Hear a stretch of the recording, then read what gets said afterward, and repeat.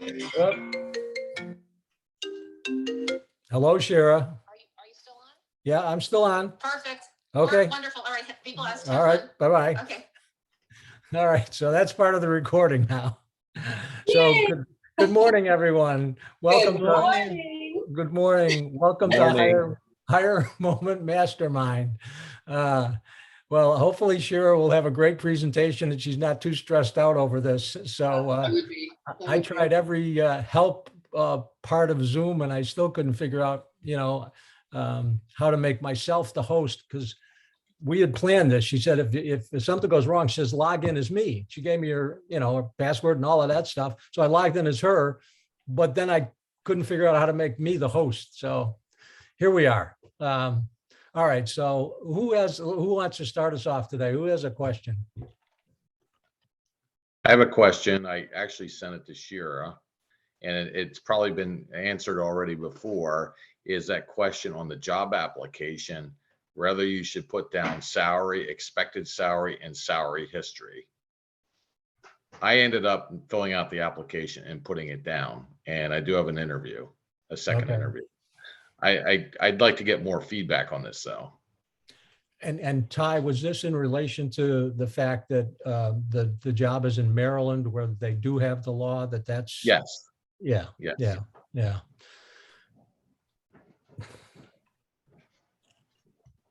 I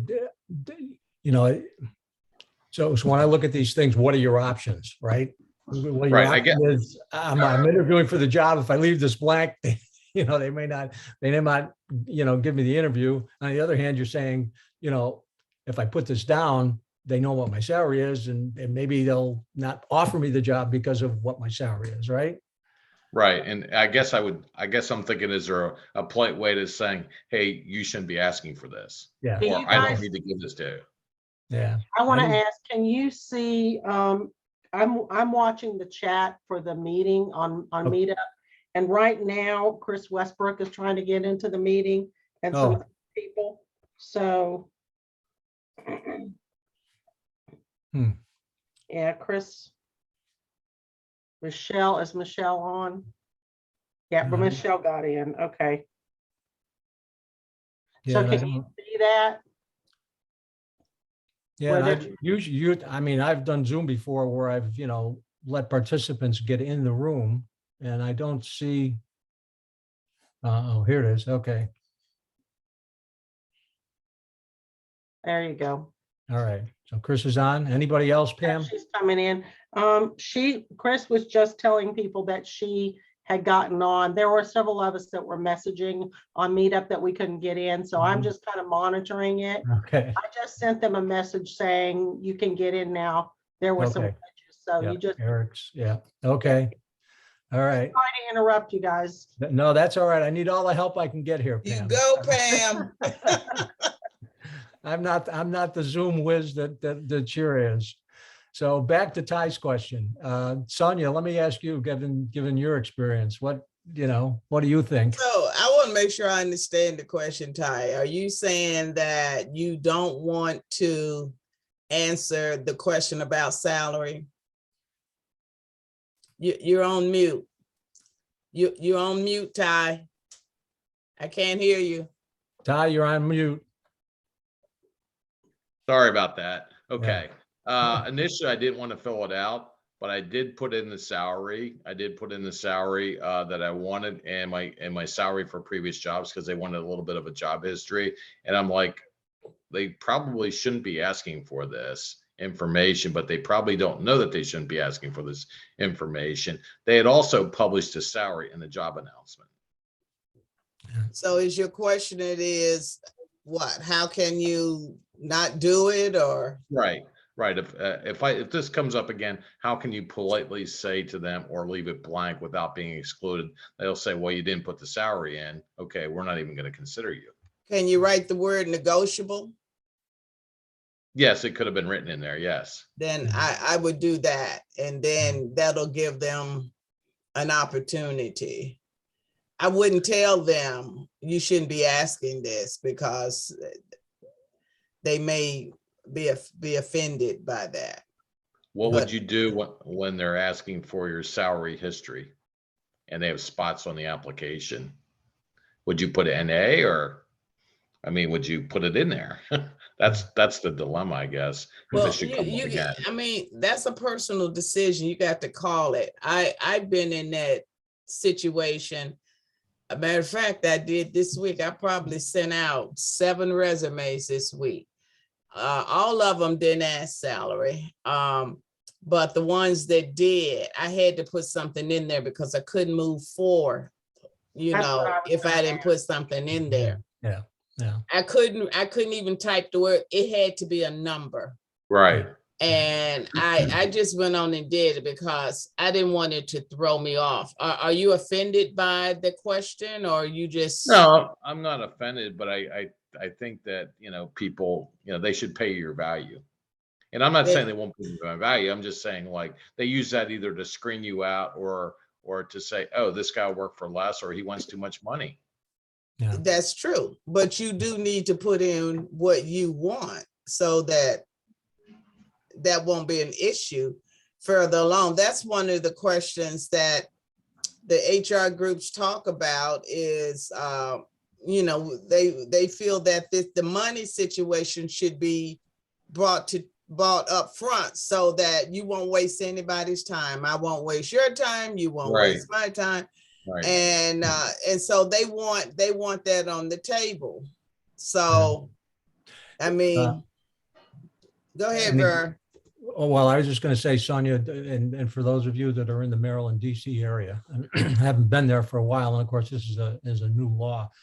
Does the law, what does it say?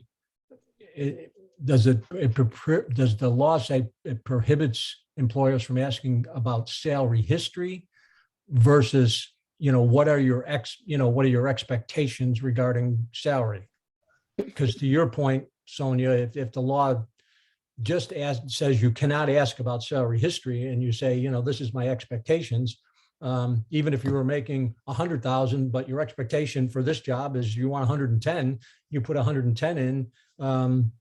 To me, that sounds all right, but I don't know the law that well. I will have to look it up, but I want to believe it's the history. Yeah. Yeah.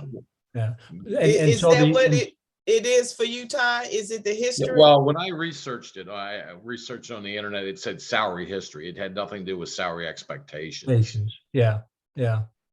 But the point that you're making, Ty, is on the application, they're still asking for salary history. Yes. Yes. Yeah. So, I realize at some point you got to say, okay, this is what I'm going to accept, and this is what the employer. So at some point that's got to come up. yeah. So some people like, why not give it to them now? Then you won't waste their time, or they won't waste your time. Yeah. Go ahead, Deborah. I think you're on mute, Deborah. Deborah, you're on mute. I know. I hit the button 3 times, Vern. Okay. I'm working on it. The computer and I don't have enough caffeine. I was just going to actually ask a question, and Ty, I'm in Maryland also, so I have the same thing. It actually, the question is to Vern, but it's on this topic. When you give your previous history and you give your previous salary, do you give your W-2 salary, or do you give your W-2 plus bonus if there was an additional money given out during the year? I just give my base salary because Yeah. there's no guarantee that the next job is going to have a bonus, right? Okay. You don't Yeah. roll it in and say, that's my history. No, I wouldn't. I just give your base salary because again, there's lots of different bonus plans, but most bonus plans are not guaranteed. So, if the company has a bad year, nobody gets bonuses, or only a few people get bonuses. And Well, in this particular situation, I got it every year, yeah, okay. but that's just, Yeah. So you're Well, saying just the base. I would just put the base. Yeah. Yeah, but bonuses are discretionary. So Yeah. you may get it, you may not. It's not, like Vern said, it's not guaranteed. I would Okay. never include bonus Okay, in my salary history. Yeah. okay. Now, what what, if you got it every year and therefore you've had this money and this is part of your annual budget and you figure that money is I'm living, the salary was 80,000 or 85,000, you got a $15,000 bonus. You've been getting $100,000 a year basically. So that really should be your expectation then for the next job, or close to it or more than that. So you're saying reflect, let's say 80 in the, I should wish, 80 in the salary history and 95 in the expectation? Yeah, That's a big jump, but they don't know that there was a bonus in between. That's why I'm asking. Yeah. I think the bottom line is, what is a market value for the position? You can research that. And sometimes that's easier said than done, because I've had a position I applied for and I couldn't find any information for that company. So it was a little frustrating, but looking at the market value, and if you know what the market value is, then you can compare that to what you had base plus bonus and see how the base compares to market value, see how the base plus bonus applies to market value. And if the market value will pay you the base plus the bonus, then that's what I'd put, because it's not going to be out of balance with what the market is, what the market says is a reasonable salary for that position. I get a gut punch every time I see that question. I'm like, really, do I have to answer this? Because I know that there's a chance that I could be eliminated when I might be able to negotiate with them a little if it's a company I really want. Now, if it's a job I don't really want, then it's like, okay, it doesn't matter. But then again, why am I applying for a job I don't really want anyway? So, but I think, you do your homework and then do the best you can. Yeah. I want to send it back to Ty, because I did not mean to hijack your question, Ty. Not at all. Not at all. No. Well, the other point I would think is, if you need X amount to live, you don't want to undercut yourself either. That's right. I mean, if you have mortgages and bills to play, you don't want to end up taking less or get an offer for less when you're actually living off X plus the bonus. Yeah. And I mean, as you're going through your job search, one of the, the first things that you do as you enter the job search is, you really have to think about, okay, what am I making now? What would I like to make, best case scenario? And you also got to have worst case scenario. If this job search goes on and now, I'm beginning to worry about, being able to pay the bills at some point, you've got to have a point where you could say, okay, I could take, $10,000 less or $20,000 less, but I could still squeeze by and at least stop the bleeding if it's a financial situation. And unfortunately, some people, get into those situations. It's not a great place to be. I've been there once, I can tell you. So, well, then you have the chance to negotiate how soon your salary review comes up. Maybe instead of a year, it's 6 months. You ask for a review in 6 months or 3 months. Yeah. And all of that, I mean, that comes towards, the end of the process, when you're getting towards, you're down to the final 2 or 3 candidates and then you've got some leverage in this process. And the best leverage you have is once they make you the offer. You can always ask, is there a possibility this could be, I was hoping for $5,000 more on my base salary. Is there any way you can make that happen or add something to the base? And they're either going to say yes or no. And I mean, they've already made you the offer. And for asking for, some additional amount of money, they've already said you're the person we want. So, and they put all of this time and effort into it, and to lose somebody over $3,000 or $5,000, I don't think most companies would do that. So,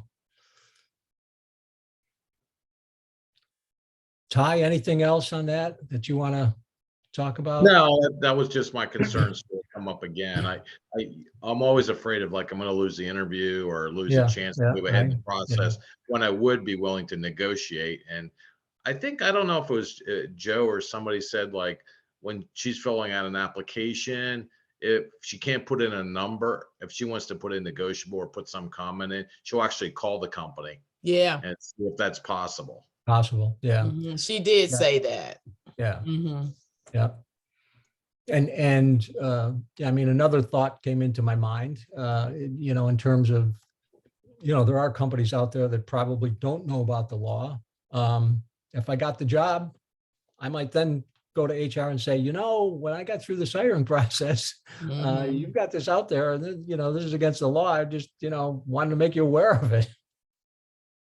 Yeah, So, I would get the job first before I approach Yeah. HR with that. But once you're part of, think about it this way. If I'm the VP of HR and Ty comes to me and says, I just have to tell you from an applicant standpoint, here's what was concerning to me.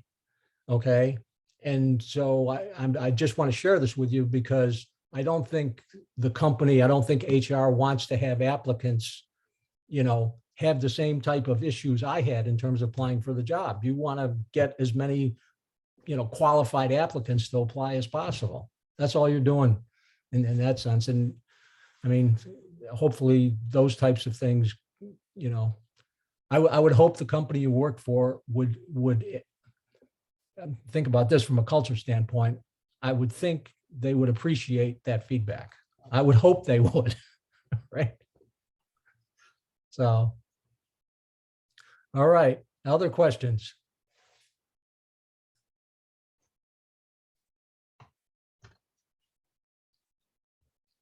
Michelle had her hand up earlier. I didn't know if she still had a comment.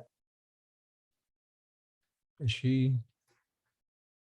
I was just gonna comment about the asking for a salary history, but it was more just a comment about why that's wrong. So I think we kind of covered it. Okay, yeah. All right. I don't want to Other ask all the questions? questions, but I do have another question if nobody else is going to jump in. Well, it might be a comment. What happens when your contact in your network becomes part of the hiring process and they've got to step back from it? Like I wanted to set up the story is I had somebody in my network and went to them and said, can I connect with this person? They said, I have a better person for you at this organization. Well, it turns out that person is, quote, in the hiring process and had to step back. I basically wrote back and said to them, well, I understand perfectly. You need to maintain your integrity by stepping back. Is there anything else I could do or say?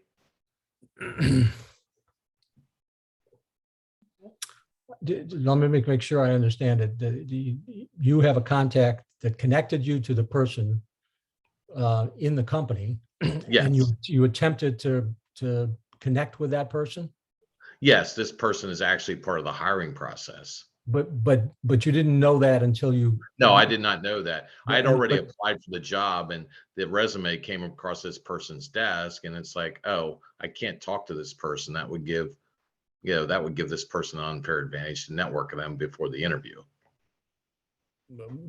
Again, I'm trying to understand exactly the flow here, because that makes a difference. Okay. Your resume ended up on this person's desk. Had you tried to initiate a networking meeting with them prior to that based on No. your? No. No, Okay. I applied for the job first. I identified, okay, this is the organization. I went to my network. I said, oh, this person knows somebody where I want a job. So I tried it. And then they said, oh, I don't really know them too well. I know somebody that knows them better. I know better. So that person is actually part of the hiring process. The one that I was getting connected with. So the person stepped back and said, well, I really can't network with you. I can't give you an informational meeting because that would be unfair to the other candidates. So you had that conversation with that person? Yeah, we exchanged emails. Or yeah. Yes. Okay. Yeah. All right. So what was the question, Ty? I guess I guess the question is Or there, comment. should I have done anything differently except write back and say that, I understand that you need to maintain your integrity in this process. I understand perfectly. So I'll just wait till wait for the hiring process to move ahead. Yeah, yeah, I don't think there's anything else you could do there. I don't know if anybody else has any other suggestions. That's the right thing to do. I mean, that's the right thing for that particular person to do. You know, wanting to be as unbiased as possible in interviewing candidates and talking to candidates. And so for you to have an informational interview gives you, one leg up on the other candidates. So I get it. My lesson would be is if you network first, that meeting might have came ahead of time and would have been better. So Yeah. there's a thought about that. I have a tendency to find the position and then network, whereas I probably should have networked first. Yeah. Well, Well, but Ty, you don't always know that. I mean, yeah, obviously it's best if someone in your network connects you to somebody, you have a networking meeting with them, and they're telling you, well, we've got a number of positions coming up, and so you've already had the networking meeting with them. Hopefully, you've demonstrated your character and competence, and that person says, "Wow, this Ty guy's a good guy," and that's going to obviously help you if it comes to the point where now you're interviewing. and Sonia? I was gonna say, one of the pluses to what you went through is that your name is out there. 'Cause remember, they're getting hundreds and hundreds of resumes. They're not gonna look at every one of them. But when they see Ty Smith, they'll pull you out because you are in their mindset now. Oh yeah, I remember I talked to him, and you get a shot at it. Whereas you could be one of many if they didn't know your name. So it could be a plus for you. Yeah. Good Yeah, point. there still is that benefit that Sonia's mentioned. That this person who's on the hiring process had some connection with somebody in your network, and they basically, the assumption is someone in your network, if they're connecting you with someone, the other person assumes in most cases that this must be a good person. This must be somebody who's a good qualified person, has skills, whatever their assumptions are, but there should be mostly at least neutral to positive at that point. Say it would be mostly neutral to positive. I haven't known this person in my network very long. Yeah. Yeah. Well, it still helps to, as Shona said, your name is there. So think about the opposite situation. And this is when somebody asks for, in a networking situation, asking for too much too soon. So Ty, you and I meet, we have one conversation. I find out where you work, there's an open position.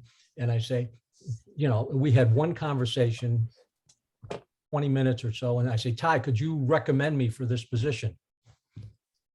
I mean, you barely know me. And right. And so now I'm asking you to recommend me for this position. And that, I mean, it puts, and if you do recommend me for the position and then I interview and I bomb out, right, it's a reflection on you. Ty, why would you recommend this guy for this position? This guy, well, I talked to him, all you talked to me for 20 minutes. So there's a real, think about your reputation as you're networking with people, both from your side of the fence and their side of the fence. Yeah, I made it perfectly clear with my network contact that I was not looking for a job, was looking for information only, wanted to find more about their organization. Yeah. Okay. All right. Other questions? Deborah. Hi there. So I am, I think, at a different stage than everybody else, because I'm beginning this process relatively. I was in my previous job for 15 years. So I wanted to take advantage of the collective intelligence, please, and just ask about the networking opportunities that you have found successful, or online training availabilities that you found helped you in your jobs, or any recommendations that you might have. Maybe you'll say, you know what, ZipRecruiter is amazing or whatever. So I really just wanted to ask the collective for suggestions for online learning. I'm one of those people who thinks that if I keep learning, hopefully it'll make me more attractive. And that's what I keep doing. And I got a master's actually last year in industrial and organizational psychology. So if anybody has some suggestions for really solidly kicking off this search in a positive way, or a way that they have found from their experience to be very effective, could you please help me? Please speak up. Deborah, what kind of online learning are you looking for? Like, what kind of training do you want? I'd love to really be doing, I was working as the director of a nonprofit charitable foundation, but I really do want to go into the organizational psychology side, or learning and development. And when it comes to learning and development and training and all of that, a lot of them, they're asking for articulate, PowerPoint, obviously, and storyline. And these are programs that I'm obviously not familiar with. I'm also getting, I see a lot of jobs, which I can't even get into because they want Tableau or R. For whatever reason, in organizational psychology, you're really meant to be a data scientist, according to people. And that's not my strength. I'm not a data scientist. And even in the master's program, they weren't teaching us how to electronically conduct research. So for online training, I would want more technology, I would say. So are you looking for like a certificate, like something formal, or just training so you can actually learn how to use these things? And I mean, I'd really rather have free training so that I can learn these things, because I think it's better to say I'm familiar than no, I don't have experience with that. You know, yeah. Certificates are beautiful and I love certificates. They're just usually very expensive compared to free online tech sites. So I have two recommendations. Okay. Coursera, and I'll put the links in the chat for you. Coursera is like it's a MOOC, massive online, open online courses website. So you can probably find stuff there. They have stuff on everything. And then datacamp.com. Some of their stuff I think you have to pay for, but a lot of it is free. But I actually went on DataCamp and was looking at kind of the same stuff you're talking about, like Tableau, learning R. So they might have courses on there, or they're just like webinars essentially that they've recorded. So you can probably watch those too. Do you find it helpful?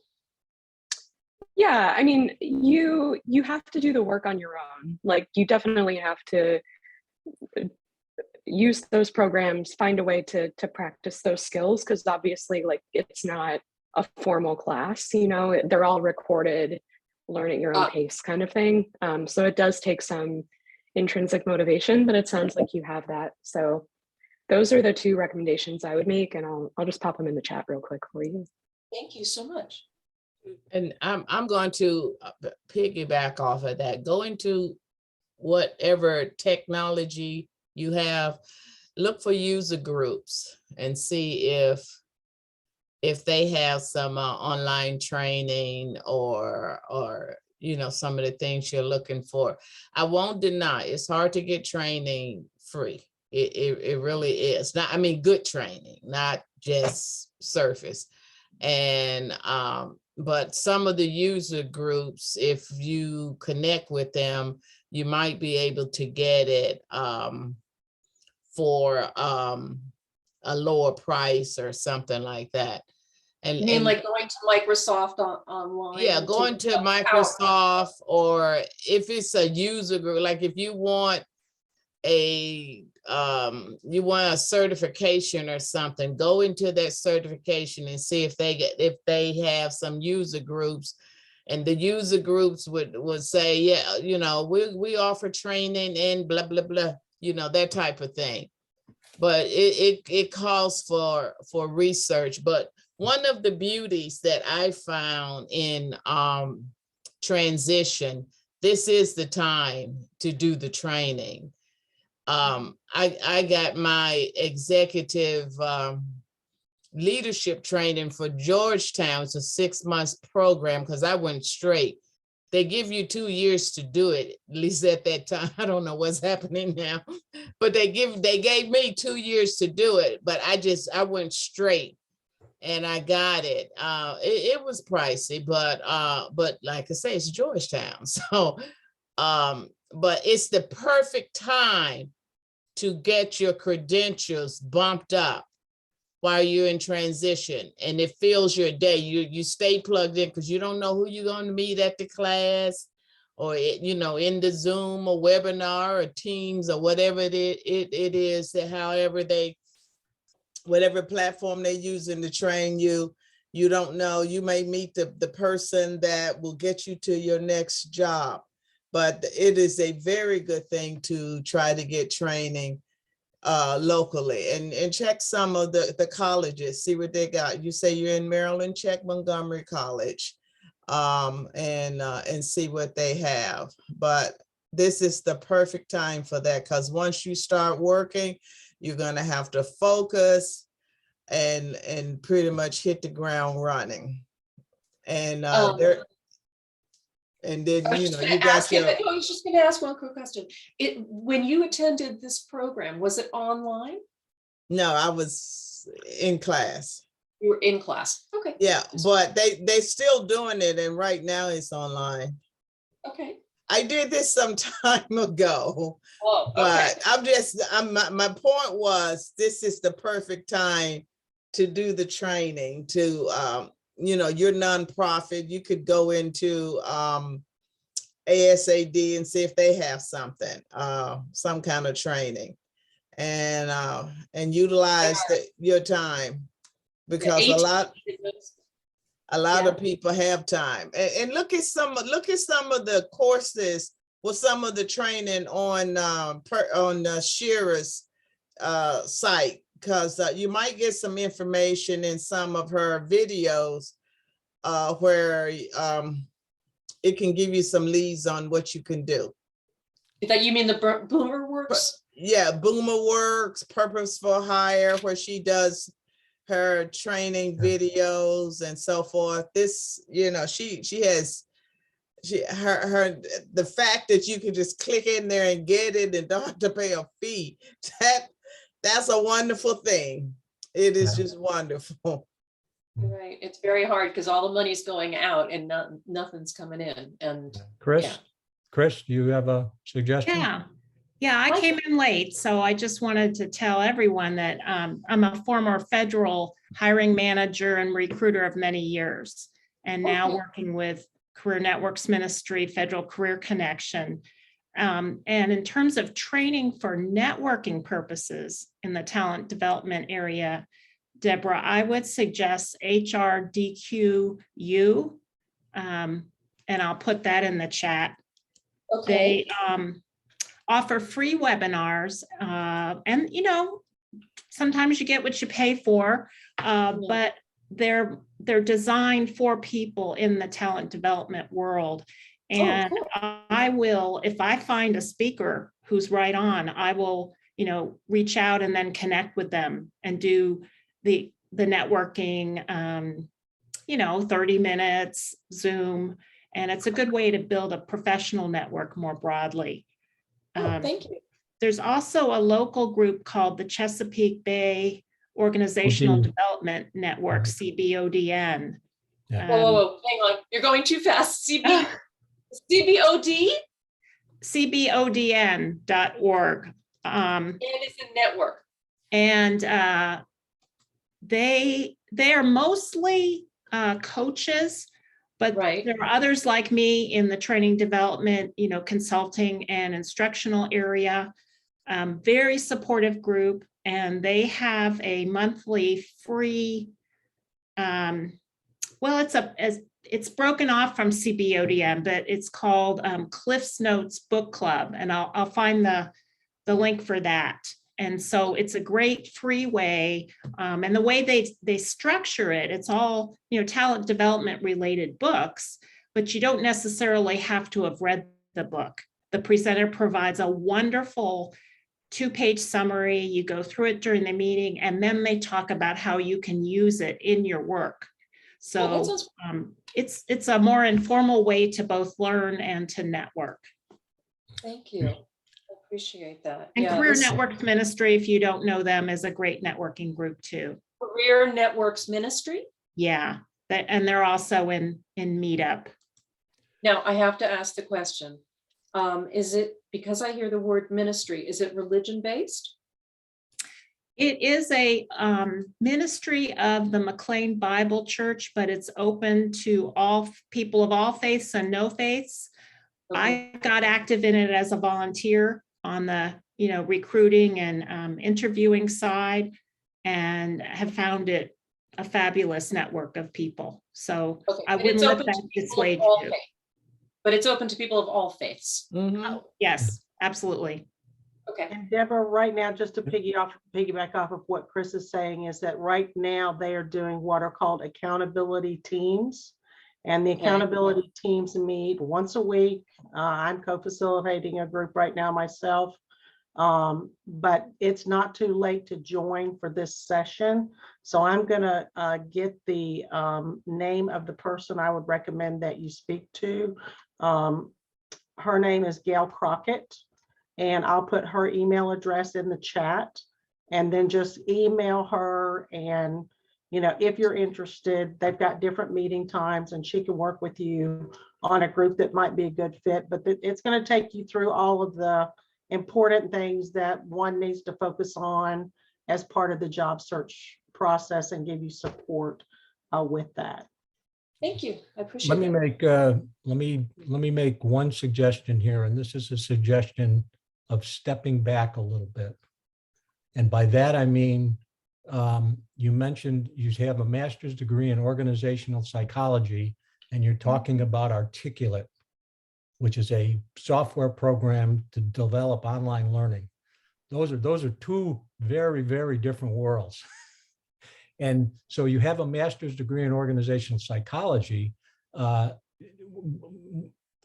Where do you see yourself going? What type of job would you like? Or or are you just saying, okay, I want to explore everything?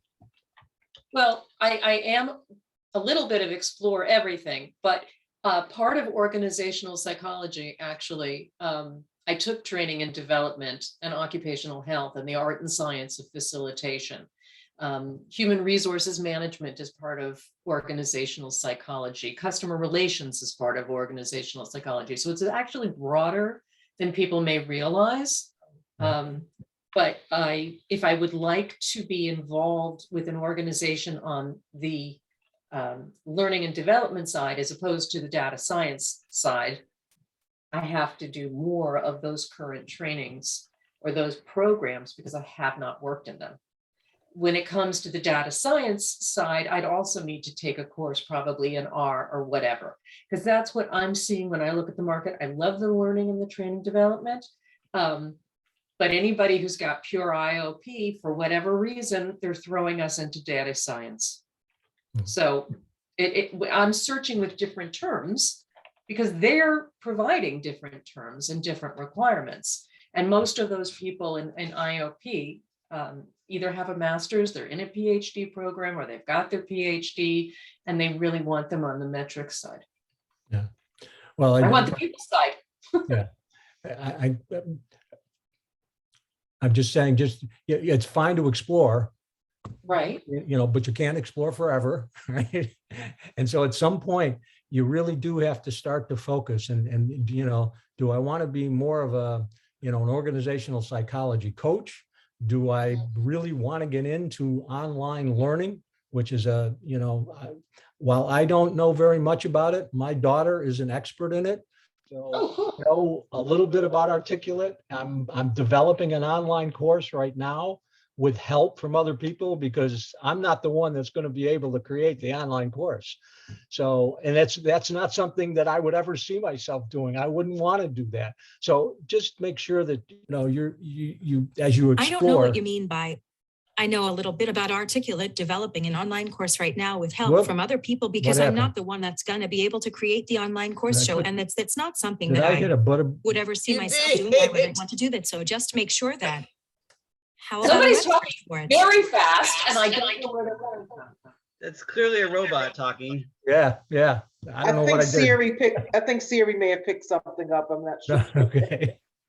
Well, my She was phone is talking to you. so- She was talking to you, Vern. Yeah, okay.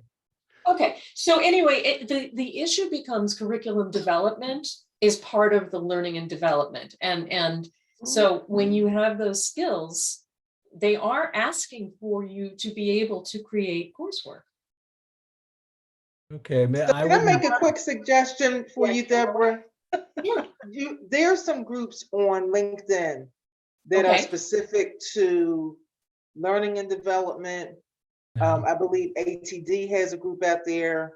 That might be a focus for you to kind of get the career coaching part of it.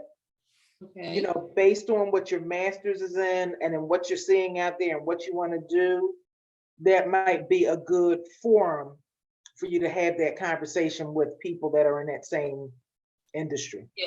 Yeah, Okay. I Does dropped that make that. sense? Yeah. And there are two different, in other words, when you say curriculum design, Yes. there are curriculum design jobs out there. Yep. That may not necessarily need Articulate or the software. Right. I mean, Instructional designers Fine. rely on programs like Articulate, 360, Storyline. So that because everything is going online, people Yeah, are not yeah. going to be taking courses in person. So that's why the Mhm. learning management systems are important, yeah. right? Okay. And granted, Jump. most organizations have their own LMS. Yeah. You just have to be able to get into them and move around.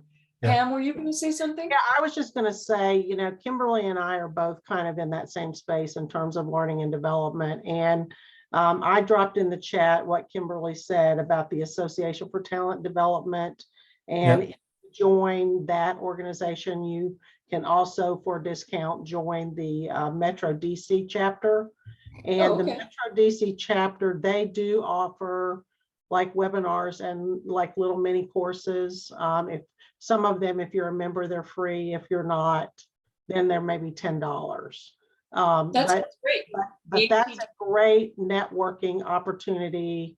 Back pre-pandemic, I attended like one of their meetings, and it was a small group of 20. I got to talk to a lot of people.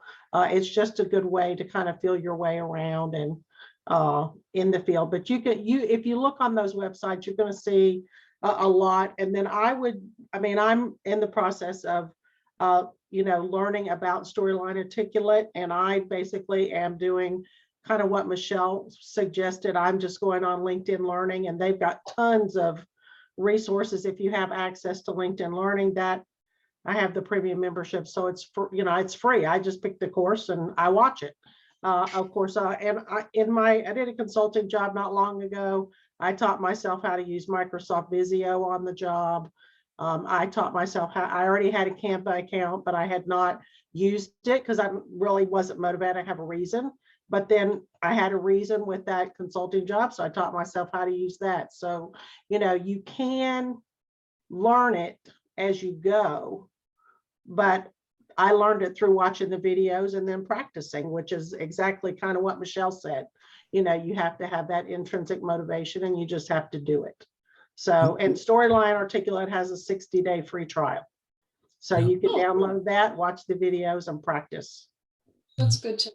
Thank you. And Deborah, when you're connecting with people, tell me about your job. What do you like about it? What are the key skills? What are the challenges? Where do you see this going in the future? Type of, get as much information about the job and the pros and the cons of the job from as many people as you can talk to. And that'll help, formulate your own opinion about what's best for you. I joined the Society for Industrial and Organizational Psychology, and I joined SHRM, the Human Resources Management Society. What I'm finding, though, is that it's not what I thought it was. Like, learning and development is always linked with human resources, but their materials are all about compliance and federal mandates and rules and so forth, and not much about training. So ATD, though, I can look into again. It's one more membership. Don't know how much it's going to cost, but trying to learn and get back into this is really Yeah, important. well, again, I think it was Pam, the local chapters of ATD are pretty reasonable, $50, $75. I mean, that's for a year's membership. And Okay. you'll get a lot of benefit out of just the local chapter. You don't have to do the national chapter. You can do just the local chapter. Yeah. Okay, thank you. And there are a lot of learning and development professionals that are in that group. So there are a lot of connections. Ty, did you have your hand up? Yeah, I recently completed a boot camp for anybody that's interested in job search techniques. It's called Career Gateway. It's a 5-day program offered by the Jewish Council for Aging, covers all aspects, meets Monday, Wednesday, Friday, Monday, Wednesday, and they also offer tech courses, and the price is very reasonable. It was like $75 for all that, and you get a nice manual. And I'm not here to promote that, but I just thought it was a very good program if anybody's interested. I'm in Montgomery County, so JCA's in Rockville. That's not Yes. a problem. Are those in person or are those online? Those were Zoom calls, but they usually have them in person. And the people that were involved, there were attorneys that were taking the class, PhDs, well-educated people. Wonderful. No, I mean, obviously, I would much rather stay online. That's the reality. You know, we're not out of the woods, and my daughter has a newborn, and my dad's 81, and Yep. you know, the more I can do online, the better. And I think when it comes to training and the learning and development, it's going to be online anyway. It just is more convenient for people. Yep. So I All will right. look into. Any final questions, burning questions before we close the chapter on today's meeting? I do have a really quick question. I'm sorry, I'm having some. I don't have a question, but I don't have a job. I'm sorry. I'm having some computer issues. That's why I went on and turned off my camera. Okay. But just real quick scenario, and I just like some input, and I can tell you what I actually did. So I applied for a job a while ago. Actually had the initial interview with the recruiter, went very well. She said, you know, I think you'd be a good match. I'm going to present you to the hiring manager. You know, sent my thank you. I did have a question about something, radio silence. I followed up to let her know I was still interested. And then the job came down, but then it went back up. So it's posted again. So should I just apply for it again or reach out to the recruiter and just say, hey, I see the position is open again. I'm still interested, blah, blah, blah. I'd reach out to the recruiter again and say, you know, I mean, they're either going to, you know, should you apply again, or was there a reason? I mean, if it's reposted, you know, why was it reposted? You weren't able to hire for it. Does that mean that I wasn't a viable candidate? I mean, you could get closure right away, and I would find out, you know, you never, did you ever have the interview? Did you ever hear back from them? No, I just had the initial interview with the recruiter. And like I said, conversation with her. Yeah. And, you know, she said, I'm going to present you to the hiring manager. We had a great conversation. But Okay. then after that, when I reached out, radio silence. Yeah. Was she an internal recruiter or an external recruiter? Internal. She was an internal recruiter. Mhm. Yeah. Okay. Yeah. Anybody else? Any other ideas on that? I would reach out too. I would, because there was no closure on that your first step. Yeah. And I wouldn't do the resume and all that again, because they got your information. But I would do exactly what you said. Just contact her and say, I'm still interested. Because a lot of times when stuff like that happens, whoever they chose, it didn't work out. People are dropping out of jobs so quick now. I talked to someone last week about a job that has been open since last year, and 4 people got the job and dropped out. I don't know the details, but that said a lot to me. Yeah. And but then I'm HR, so I could see what, some Yeah. people may not be able to see. Yeah. But I would check it. I would check it out. And when I get this second interview, I would ask, what happened to your other person? I would. Yeah. Because you need to know, because you're going in, you're HR too. And so you'll be able to see stuff other people won't see. So it's a good time to ask questions. But yeah, give them a call. She didn't close out. That, to me, that's the part about this whole process that bothers me, is when the recruiters, as you say, do go radio silence. They don't close out. I don't mind you telling me that you didn't get the job, but tell me, don't leave me swinging in the wind, Right. Yeah. So just so you guys know, that's what I did. I just wanted to make sure, but that's what I did. I had spoken to, a couple of my, friends in HR, and I'm like, here's my scenario. And so that's what I did. But guess what? No, you haven't More heard. radio silence.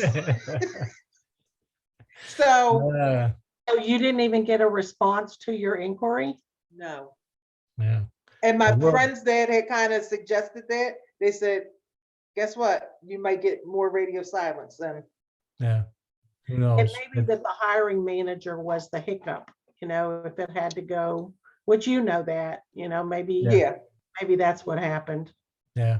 You'll never know, and you'll drive yourself crazy trying to think of all these different scenarios about what could happen, and it's just not. Just got to let it go and move on. exactly. Yeah. I'll Yeah. keep it moving. Yeah, The flip side is, Kimberly, they missed out on a great opportunity. that's how, That's right. right. Their Yeah. employees. So, if they missed out, then somebody else is going to be the lucky person to get you. All right. All right. Well, on that note, we'll end the session for today. Have a great week, and we'll see you next Friday. Thanks All right. You guys have a good Take week. care. Thank you. Thank you. Bye. Bye-bye.